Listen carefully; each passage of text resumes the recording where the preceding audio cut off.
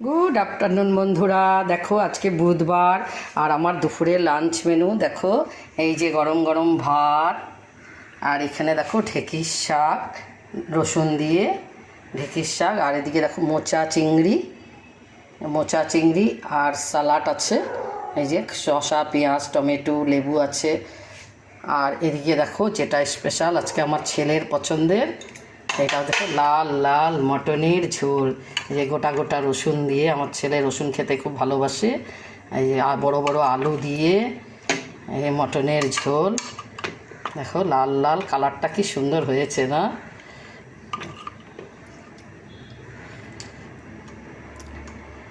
এটাই আজকে আমার দুপুরে লাঞ্চ মেনু বন্ধুরা।